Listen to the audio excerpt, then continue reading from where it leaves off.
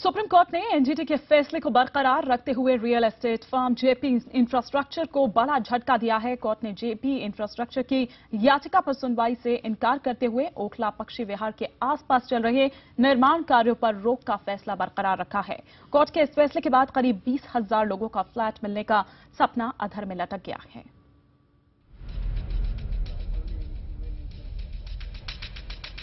National green tribunal यानी NGT का फैसला बिल्डरों के साथ आम लोगों पर भी भारी पड़ता नजर आ रहा है। सुप्रीम कोर्ट ने एनजीटी के फैसले को बरकरार रखते हुए जेपी इंफ्रास्ट्रक्चर की याचिका पर सुनवाई से इनकार कर दिया है। एनजीटी के फैसले के खिलाफ जेपी इंफ्रास्ट्रक्चर ने अपनी याचिका में ओखला पक्षी विहार के पास चल रहे निर्माण कार्यों पर रोक हटाने की गुहार लगाई थी। दरअसल एनजीटी ने 28 अक्टूबर 2013 को अपने फैसले में कहा था कि ओखला पक्षी विहार के 10 किलोमीटर का दायरा पर्यावरणीय और पारिस्थितिकी दृष्टि से संवेदनशील क्षेत्र में आता है। ऐसे में यहां बन रही इमारतों को कंप्लीशन सर्टिफिकेट नहीं दिया जाएगा। हालांकि ग्रीन ट्रिब्यूनल में याचिकाकर्ता के वकील का कहना है कि इस मामले में किसी ग्राहक के घर पर खतरा नहीं है, बस उनका इंतजार थोड़ा लंबा हो सकता है।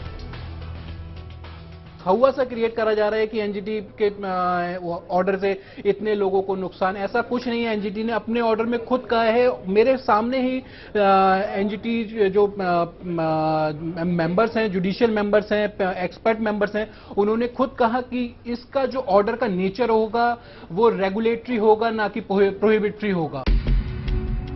जेपी इंफ्रास्ट्रक्चर की तरफ से कोर्ट में दलील दी गई थी कि इन इलाकों में करीब 4,000 फ्लैट तैयार हो चुके हैं।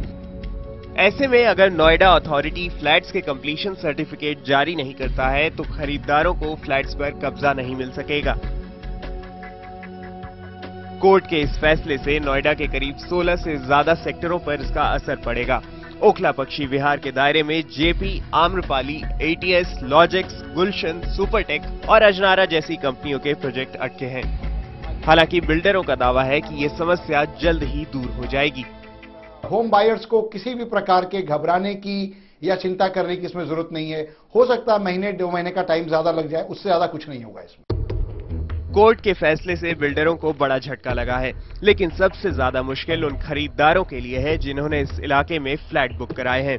इनमें से कुछ लोग तो ऐसे हैं जो फ्लैट की रकम का भुगतान तक कर चुके हैं, लेकिन सपने के आशियाने में उनका परिवार कब रह पाएगा ये कह पाना अभी मुश्किल है। Bureau report, IBN 7।